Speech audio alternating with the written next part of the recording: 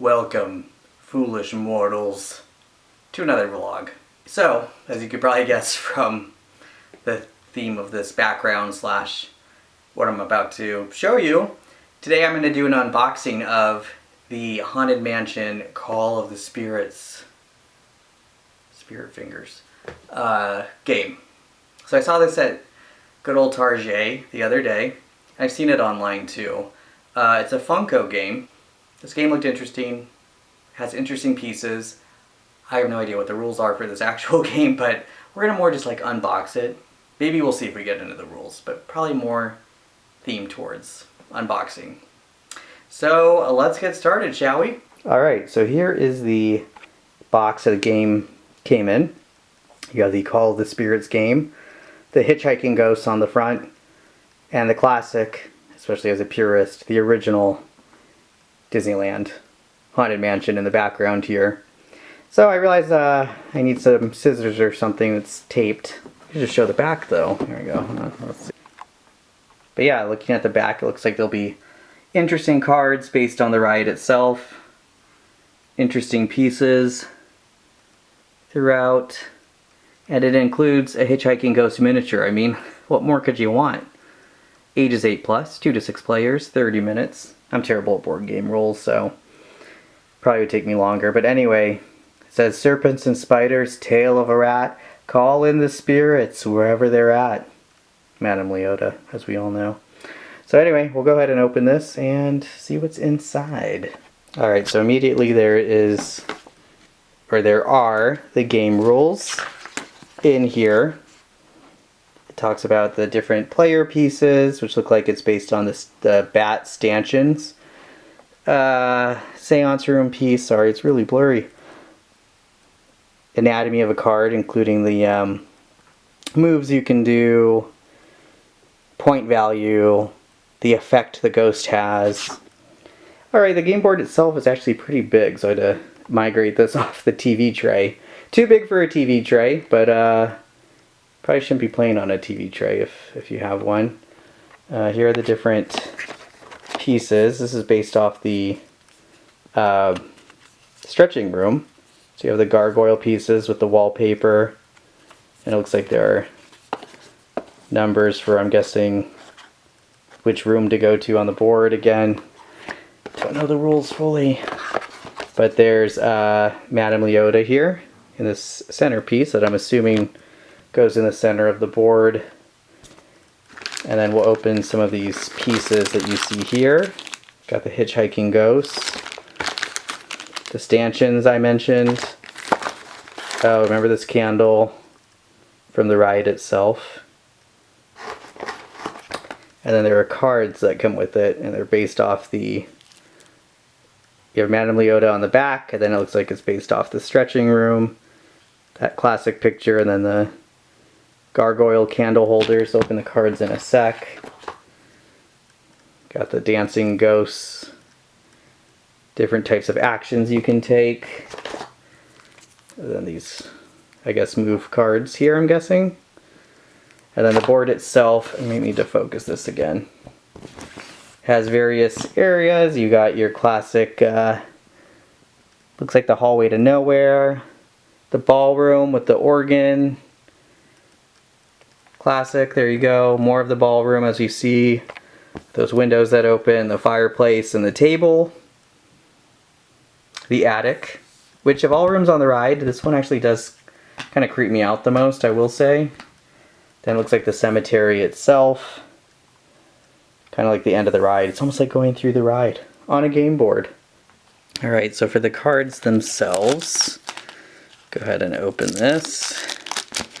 Looks like they have the different point values on the bottom. And you get a mix of the different card types like I mentioned. This is a picture from the hallway that they've just returned on the ride. So lots of things you'd see on the ride itself. The dancing ghosts like I mentioned. There you have that famous other stretching portrait. The mummy in the graveyard. More stretching portraits, all classics from the ride. The organ player. So the cards really feature almost everything. The dueling guys from the ballroom. Features nearly everything from the ride itself.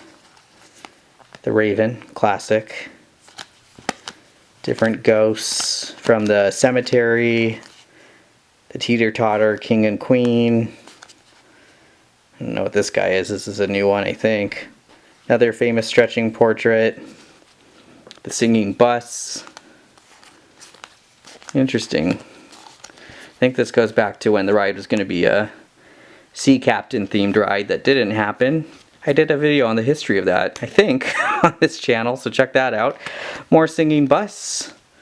The guy swinging from the chandelier. Medusa looking person, so there you go. A lot of these things are on the ride. I'm guessing the various moves and things you can do with it. And again, Madame Leota on the back. Gotta look at the famous hitchhiking ghosts. There you go. Little, it is a mini, but nice little feature too to have this. I mentioned the stanchion themed player pieces. This should look familiar. The bat stanchions that are available, well, that you see when you're on the ride, waiting to get on the Doom buggies, but they're all different colors. And you got various cards here. Oops, whoa, let's go this way. Madame Leota. Very similar to the last pack I just opened. I'm not seeing anything that different. The singing bus. The old woman reading by the lamplight in the ballroom. All these details from the ride itself. I forget what that. I think this is a picture somewhere, if I recall. I haven't been on the ride in a while. It's making me want to go back. But yeah, interesting combo. I think it's also taking things from like Phantom Manor in Paris. That's like what this picture is. But interesting. Then there's the different moves that you have here. Different actions you can take. So yeah, pretty interesting game.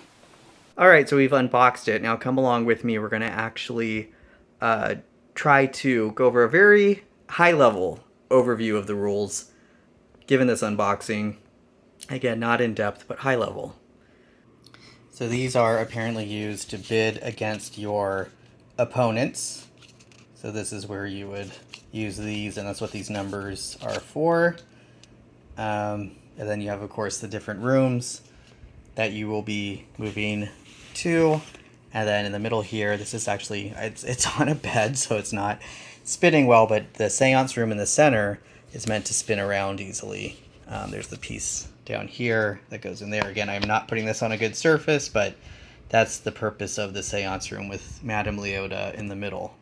And then the candelabra from the endless hallway on the ride is actually the first player token that they use. So the person who's actually going up, this is theirs, and they can use it like in the endless hallway on the ride. See, just keep doing that.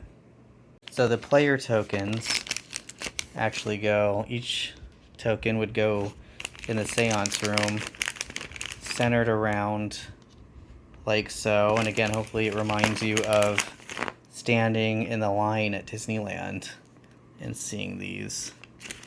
So there you go, a little, oh, turned them the wrong way. There you go, a little reminder.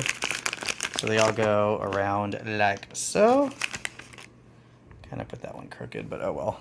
All right, then you have 6 reference card, 1 for each player. It matches the colors there, telling them what the different options are within the game itself and what they can actually do throughout the game. Take up to 3 actions per turn. So there you go, a little helpful. Always helpful to have the rules nearby, especially for someone like me who really sucks at remembering them. And then there are 14, although they're all kind of turned the wrong way, event cards that will tell you how you can move along the game. So that's what these cards will tell you to do. So the various numbers there, sorry, it's kind of haphazard. But there you go. Oh gosh, there you go. And then these are the various haunt cards. They're very small, but with little numbers on them, and then the depiction of the hitchhiking ghosts on each one. And then the back has just the, there you go, the stanchion design, and then the very mysterious Eye. They all seen eye. So kind of the overall point of the game, let's scoot the action cards out of the way, is players will socialize with ghosts throughout the Haunted Mansion.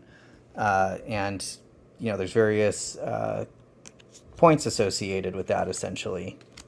Now, players will want to avoid haunt cards because the most haunted player will lose points. So don't get too haunted here in the Haunted Mansion. Just the right amount of haunted is the theme of this, you know? You gotta be just the right amount. And given this very high-level overview of the rules, the player with the most amount of points socializing with the ghost at the end of the game wins. So I just realized something too, and that is when you open the box, there's the stretching room. Is that focused? Pretty cool design. This is on the box itself. It's the stretching room that you would see from the looking up perspective at it. Pretty nifty. Anyway, there you go. But it looks like a pretty fun game. It has just cool collectible pieces and a lot of reminders of the ride for any Haunted Mansion ride enthusiasts.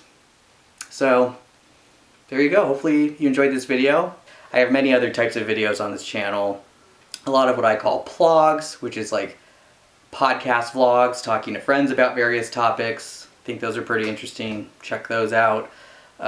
Traveling to interesting places, kind of showing those. There's more of those to come, more of the vlogs to come, and with Halloween around the corner, it's like a little sneak preview. A little more of the classic tours of Halloween stores. That's what I did last year mainly, not actual haunted houses, just Halloween stores. But that's coming, 'tis the season almost, so that's coming pretty soon too. So please subscribe to this channel if you can, and hopefully you enjoyed this, and I'll see you next time. Bye-bye.